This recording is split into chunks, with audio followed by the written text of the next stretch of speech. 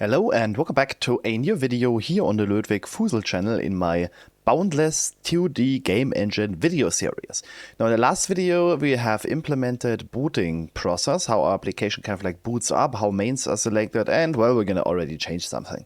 I already teased it the last time that I actually wanna change things. So actually what I want to do, instead of calling this Windows main, I'm going to call this one wchar main. This is now the new name of that function. It's going to be called wchar main. As well, the implementation is not going to be in Windows, so currently you can see it's in here. No, I want to get rid of it. Currently in Windows it will not have something different. We might want to use that and change that later, but for now I think that the wchar main should be good and that the platform services, the Windows module, shall actually handle the initialization stuff. So first of all, let's change this to wchar main.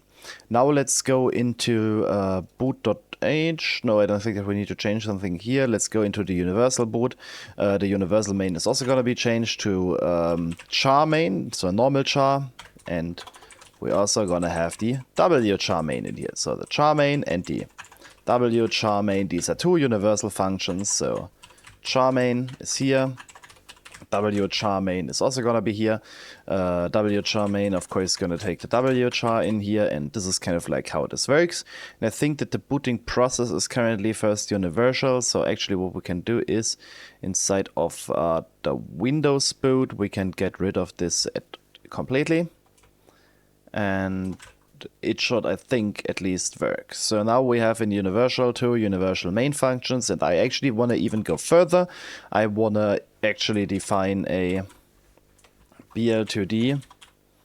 Now how do I want to do this? Let's first put it in the namespace bl2d boot, and I want to define a template type name t int. And I want to call this one tchar main, so it's a typed char main with argz and t-pointer argv, and then we have a uniform way with a type to kind of like specify how this works. What I want to do here is I want to return the tchar main with wchar and argz and argv. And why am I not going to do this directly to the typed one? I'm not going to do it directly to the typed one, because on how things shall work, I'm gonna later on include something here, right? There are like includes, and I want to include stuff that's required for the tchar main, and the includes shall not be propagated through. So that's actually how I kind of like want to fix that. I want to keep that darn and simple. And now I also have like a universal main currently that can quickly return 0, and if I press a 5, it hopefully works. Probably not. Maybe it works, maybe it doesn't. It should work actually. Yeah, and you can actually see, because we are on development, that our breakpoint is currently not hit. What? Why am I hitting that breakpoint multiple times? That was interesting. Interesting. Let's go and debug. Debug is better for debugging, right, than development, which is not a debug build. Why did I hit the breakpoint multiple times? That's interesting. But it shouldn't be big of a deal. Yeah, there we go. Now we are on the breakpoint. We have a different implementation. We have the wchar implementation that's called from the win main. The w main calls the wchar main, and the wchar main calls the tchar main, which seems quite odd to have such a big kind of like call stack. But since we are booting the application, this is not an issue. With flexibility comes complexity. Now the nice thing is that we have now one uniform entry point. One uniform entry point that's used everywhere if I would replace it in here as well. And no matter on which platform we are now starting the application, which configurations, you're going to always have the tchar main. And the tchar main is then responsible for actually booting the application, which is what I want to do now. So how do I want to now continue on with my stuff? So currently we have boot, which is for booting. We have IOC, which is for inversion of control, and we have MSys, that's for module system. Now the question is, where do we want to continue on? I think it's good to implement now everything into IOC, because we're now going to write a class called IOC application. Now actually I want to kind of like abstract this away to like inversion of control. A IOC application is a for IOC and module system initialize application. IOC kind of like gets in kind of like maybe I'm not quite sure. Or do we want to put it into module system? Because we are writing an application that will consume modules. Maybe that makes more sense. Maybe in M system we have the module manager, the module description, and the I module. So we kind of like have an interface how modules work and how modules are loaded. And we now kind of like want to have a module main or a main module. Let's maybe call this one main module. Let's call the base class for an application main module, because it's like the main module that's executed. And main module is kind of like the application. However, a main module, it's also not maybe it's a good idea. Let's maybe call it main module. Main module.h. Now, the bad thing is that I'm now kind of like getting away from my naming conventions. I would have kind of like, what I want to call this MSys main application? Nah, I think I want to call it main application because I kind of like want to stay at my naming conventions that the core concept is an application. So the class is called main application. All right. So how is a main application built up? So actually what the main application is built up is a few things. I actually want to have something protected here because we're going to kind of like be based on a main application, and so we need something that's protected. Now the main application, because it's the first thing in the chain, is going to have inversion of control.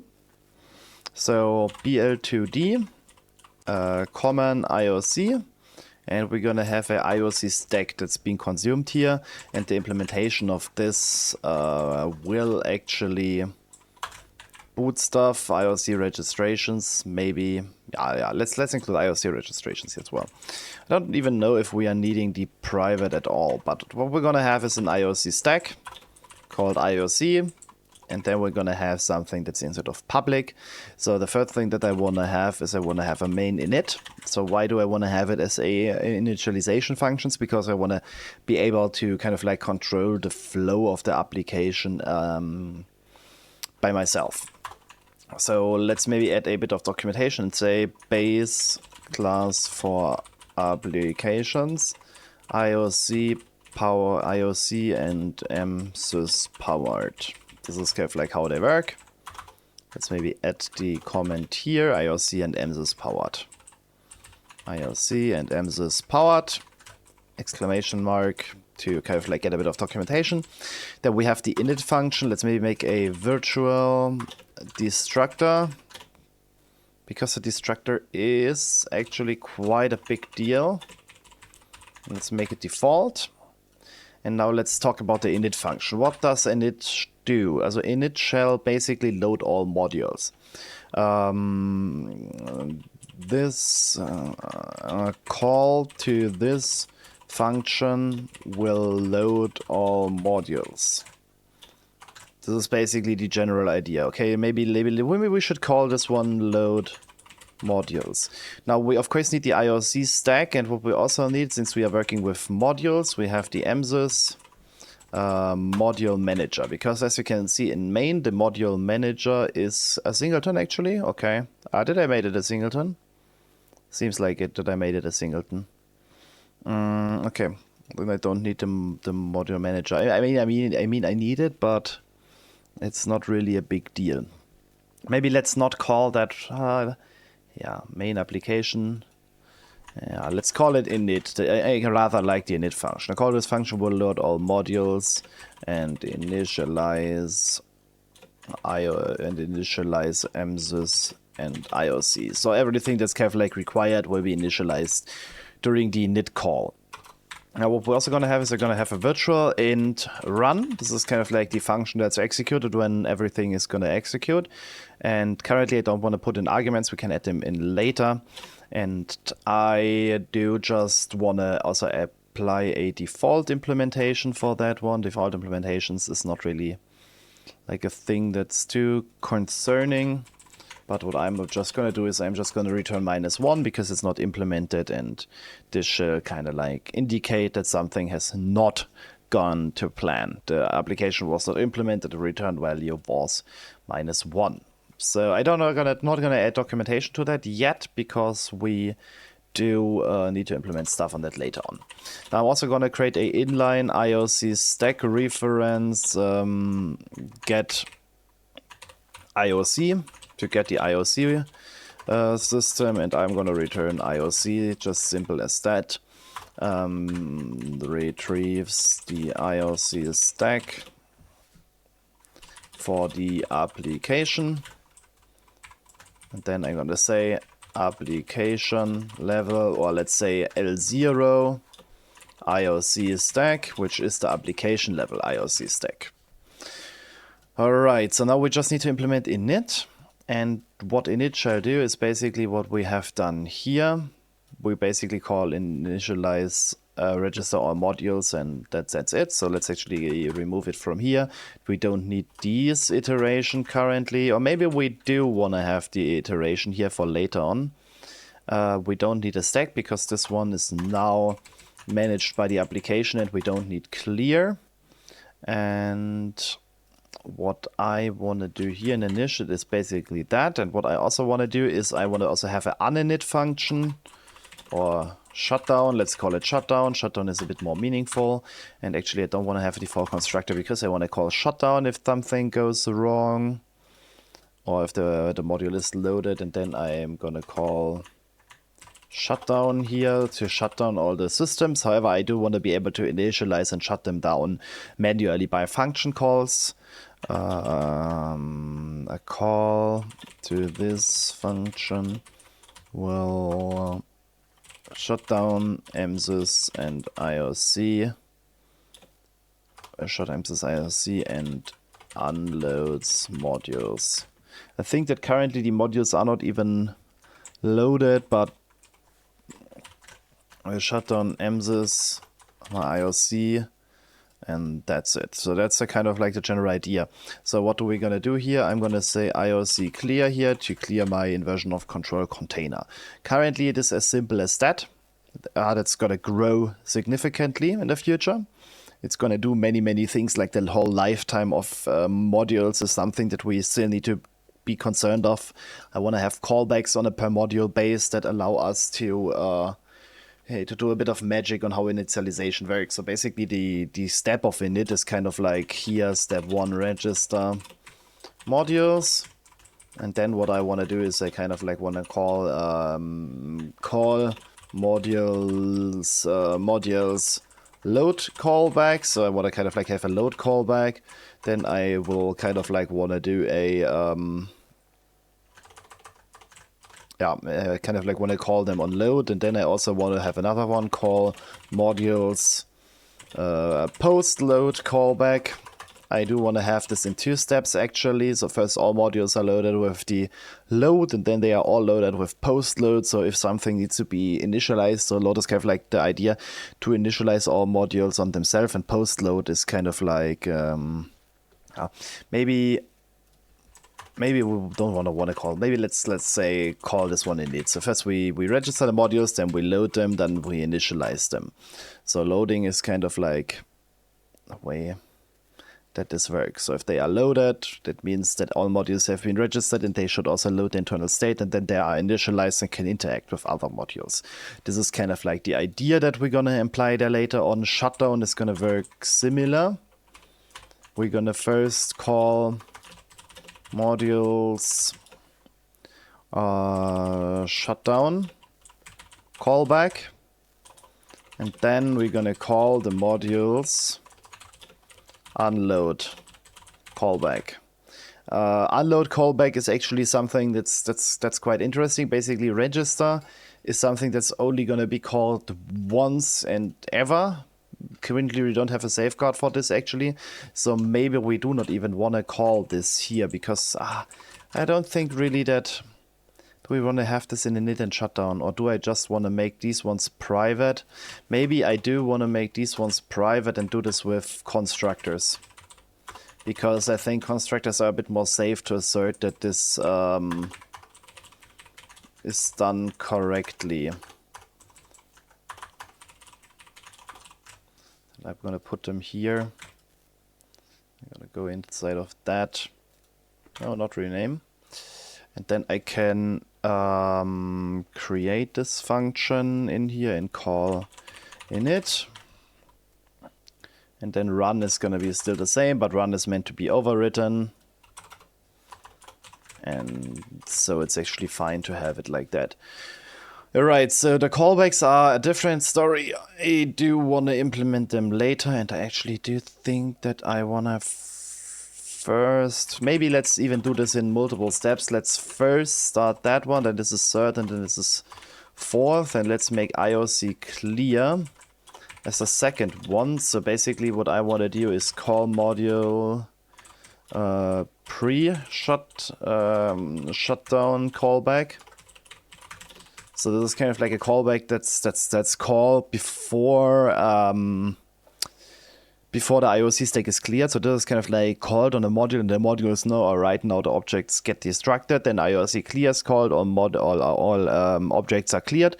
Then the shutdown function is called, where all modules can clean up stuff, but still communicate to different modules. And then afterwards, after all of the communication is kind of like finished, there's a unload function where each module shall only do their own. So basically what we here have is module to module communication in here. We have module to module communication here. Let's say module to module and module to object. So this is the communications that are allowed: module to module, module to object.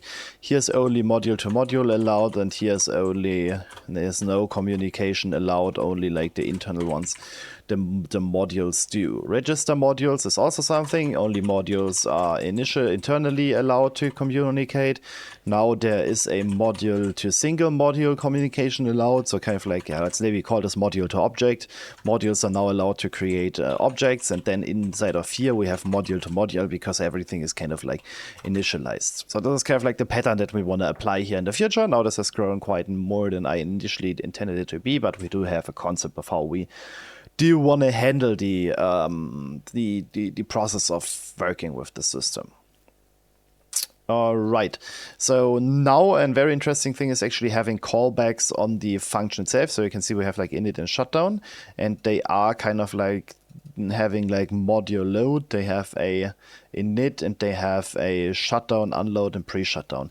And what I want to actually do is I want to imply the same thing on the application itself. So actually, additionally, I want to have like callbacks here: virtual void on load, so on module load.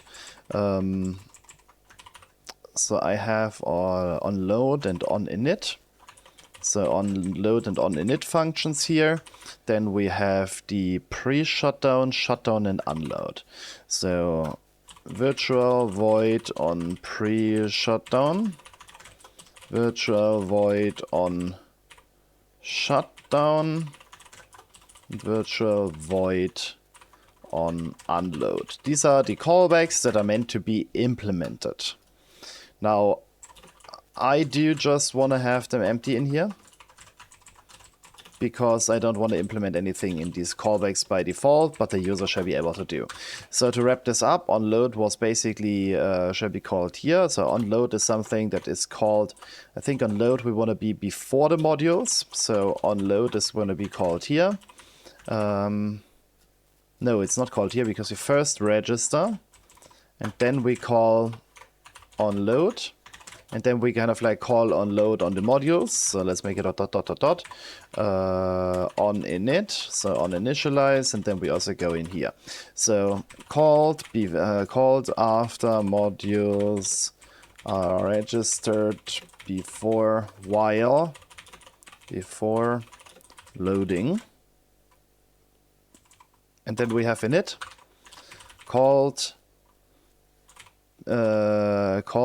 after all modules are loaded and ready, before ready, during application load, before modules, while loading. And let's maybe also add this one. Let's maybe add this one in here as a hint: before modules on load. Before modules, this is a function, so before modules on load. This is kind of like the idea here: before modules on load. And then we're going to do the same thing here: before modules on in it. So this is kind of like the idea here. Then we have pre-shutdown, shutdown, and unload. So first of all, the modules will be shut down internally, and then the application will be... actually, I think on pre-shutdown shall be called like this. Then the modules are going into pre-shutdown.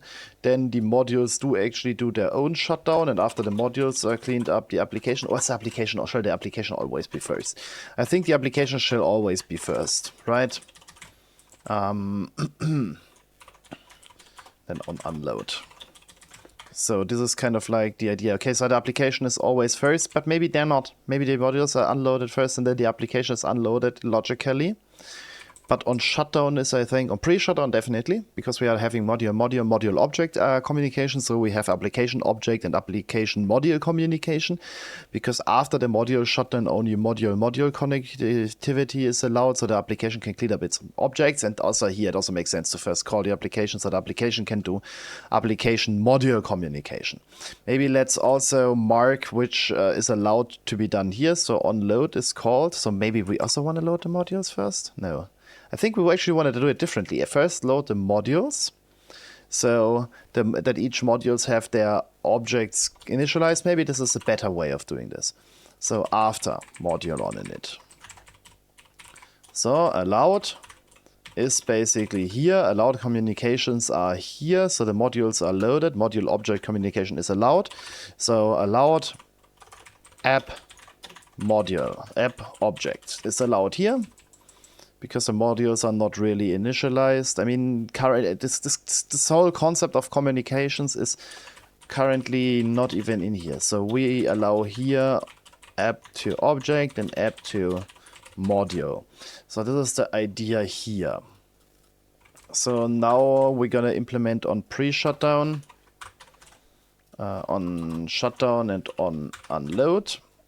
So pre-shutdown is called, I think, before the modules are shut down. Yeah.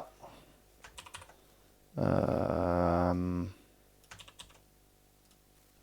maybe add this hint first. After, before, on modules pre-shutdown. The same goes for shutdown, but not for unload.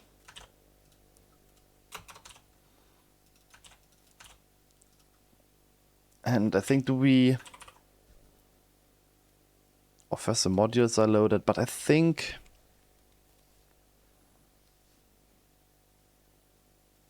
do I want to have the actual concepts here, or do I completely mirror them?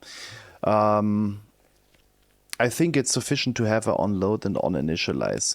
So on onload is kind of like, but onload means that the objects are already constructible and everything is valid, which is not the case maybe, but I think it is. Unload and then we initialize. No, I think it's fine. I think it's fine how we're doing it. On unload. This is called after modules on unload. Because actually I think load doesn't really depend on.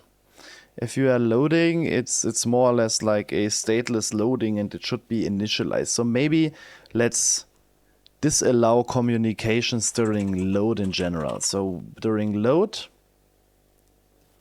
we are no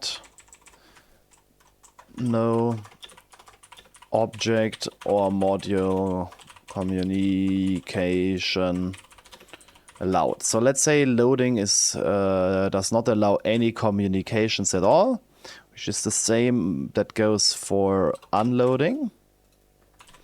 Called after all modules are unloaded. After module unload, and I think then I'm gonna say before here. So the application is the thing that's definitely loaded first after modules have been registered. But maybe, yeah, the modules needs to be registered. Maybe we even, yeah, but I think this doesn't matter when we register the modules. So all modules are registered and ready. The application can load, all modules can load without the allowance of any communication. Maybe this one doesn't even need to do anything at all. But yeah.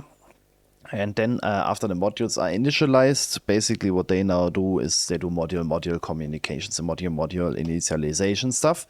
And shutdown is similar. The only thing that I want to kind of like have is on the pre-shutdown base, so that we are allowed to do stuff. And and then the IOC is cleared, so the objects are away, and then module is still kind of like allowed, but the objects are no longer in existence. Yeah, I think it makes sense. And then we have unload. Or do we then even have pre-shutdown? Or do I just want to get completely away and remove all of that pre-stuff so that we at least are mirrored? I think we're going to remove on pre-shutdown, because this is not really getting into our way. We kind of like have shutdown, that's called, so everything can shut down, but still we have like module and module object communication. And then the IOC stack is cleared. And I think this is fine. Shutdown and unload. Yeah, I think this is fine. Before modules on shutdown. Yeah, then IOC is cleared, which makes this number 3 and this number 1. Right, so called before objects are destroyed during shutdown. All right, and then we have on unload code after modules are unloaded. No object is allowed, so allowed is here, so we have no objects allowed, so app to object can do something and app to module can do something. And basically app to object is something that is also app to module, but I do kind of like want to have it like that. And then we're going to do something similar here. And then we have kind of like a bit of a better pattern here as well, because the other one was a bit odd, but I think this one is now quite clear on how it's working. And also how it's loaded. Init and shutdown. So now we have an application class. Now we just need a way to handle this.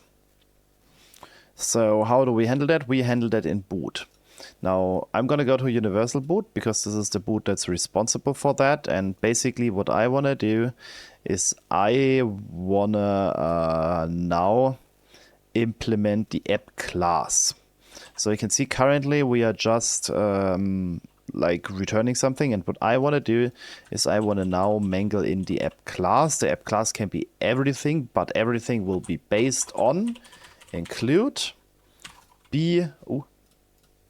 BL2D app, no, common MSys main application. This is the main base class. We're always going to have a main application reference app. That's always going to be there. It's always going to have a main application. There's no way around it. We're always going to have a constructed main application that goes through our invoke calls. So we're going to have a main application here, and we're going to have one here. You have a problem with that? Yes, you have, because I'm not passing the app on. If I pass the app, it should be good. What is your problem? Yeah. No? Main application? PL2D main application.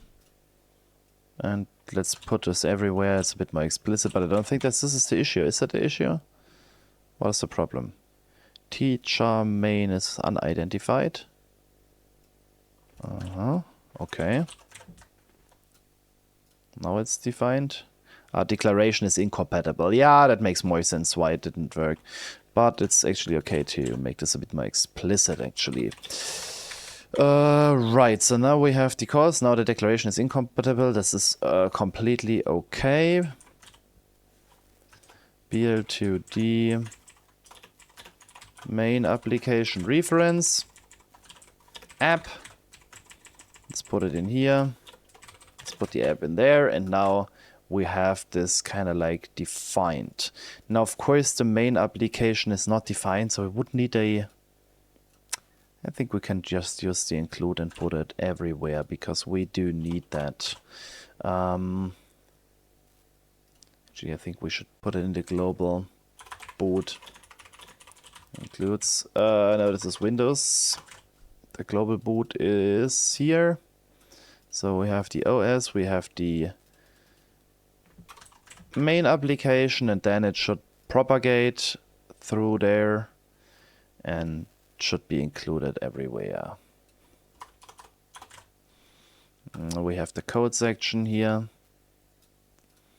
and there is the implementations of the actual functions. They are here, they are defined. Now here they are used. Now the only thing that's now a problem is that we don't have an instance. So now we can have the app as an instance living here, and we can put on the app in there. So now we can basically implement our own version of that and then pass it on as a reference.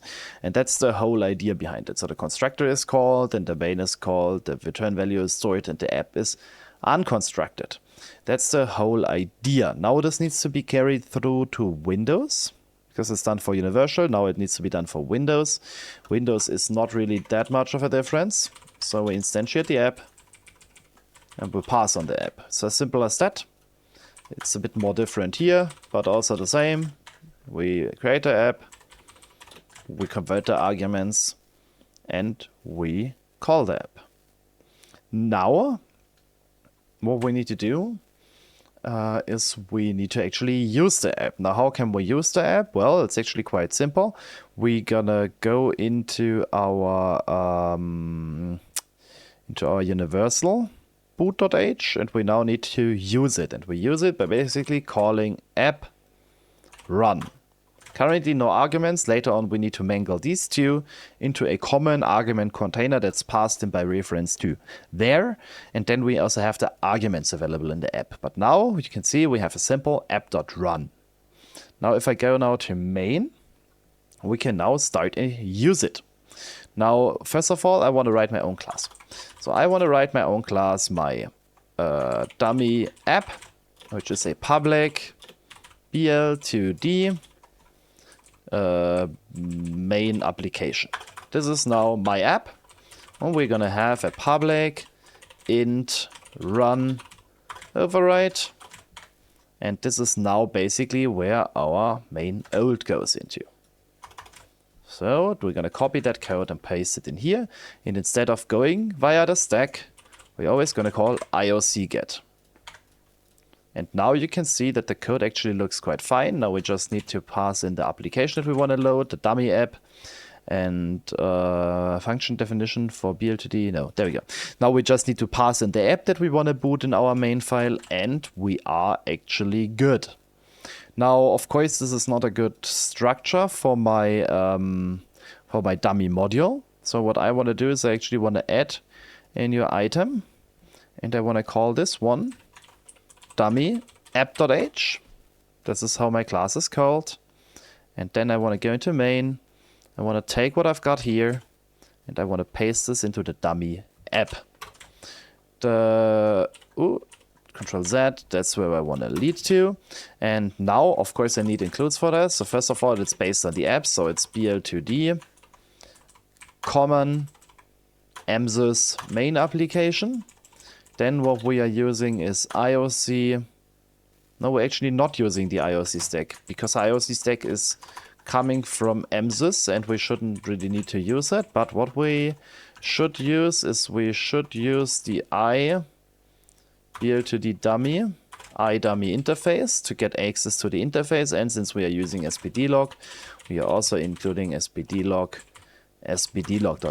So external library included here, and now we just have the interface that we want to use, and we have the main application because we're building a main application, and we are iterating through all of our modules, which is kind of like not required, but it's still in here, and we are completely good. Now, of course, we should make that one a C++ file as well, so that we have the dummy app, and then I can say like Visual Assist, refactor, move implementation to source file.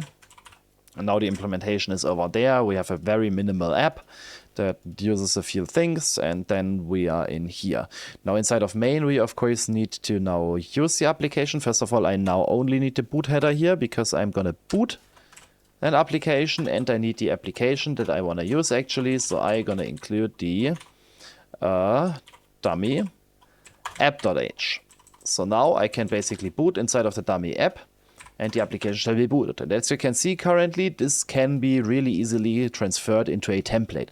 So this is going to be a template later on, this is going to be a template, and this is going to be a template without any code except of return 0 in here.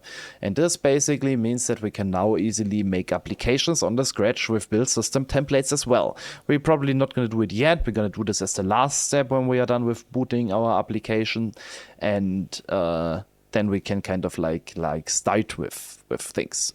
Now, of course, we need to see if this actually even works, right? Let's close all but this, and let's also open up the dummy apps file, and then let's go in and see what we got. Now, first of all, let's be really hopeful and just press F5 and see if we got something that seems legit, or if it's gonna fail. Alright, we got something, it doesn't fail, and if we are taking a look, you can actually see that our code actually works. We get a list of all modules that are loaded, and we are getting the hello world from the actual implementation. If I make a breakpoint in here, we can actually inspect how the stuff looks. You can see that we have the dummy object, which is a BL2D dummy, which is from an interface iDummy, and it has like the two functions in here. There's not really something associated with that. We have the sys object, which is a main application, which has an inversion of control associated with it, which has a stack because we have an object instantiated on that, and we have an AP2 stack accelerator to gain access to the object. Now, as you can see, the code itself, it's not really that different, the flow, or not the flow, but the kind of like the code, the actual calls that are happening, but the flow is completely different, right? If I make a breakpoint, you can see that we are on the dummy app.run, which has been called from a few boot functions, like the tchar that's booting, from the wchar that's booting it with wchar, and a wwin main that's booting it as well as a dummy app. And now what we can actually do is we can actually define two implementations to also show you how this works with configurations. If I go into my module implementation in the BL2D dummy module, and if I go into my dummy.h and to the dummy.cpp, you can see it's the module, but it's not the interface. Yeah, the interface is in here. That's the interface where we kind of like checked what we are trying to build. But you can see we are always building a console app. I think this is not even possible. Let's see, currently we are on debug. Let's see what happens if we are going on development. It could be that this macro is not even set, or it might set. I'm not quite sure if it's set, but it maybe is. Yeah, it is already set. We do not even need to change code. So you can see if we are on development, we are getting the hello world as a message box. And if we are on debug, which does have a console, we get the hello world as a console message. So there you go, hello world, it's here, everything is loaded. And if I go on development, we are getting the hello world because it's already implemented as a message box. And this is exactly what I'm talking about, right? We have modules that define the implementations, we have interfaces, everything is managed, we are just writing an app. This one is not even required. This is just some debug stuff that I have in here. Some debug stuff that might even shall go. I'm gonna tell you something. This even shall go into the EMSIS. All right, the module manager. Maybe it shall go in here, but maybe not. Let's not overcomplicate things for now. At some point, I think we should definitely do this in some automatic logging that's automatically displaying this every time when the application starts, so that if there's a log and something crashes, you can see which modules were loaded and compiled in there. All right, so I think that's it for today. Thank you for watching. Make sure to like and subscribe, and have a nice day. Gonna see you in the next one. Bye.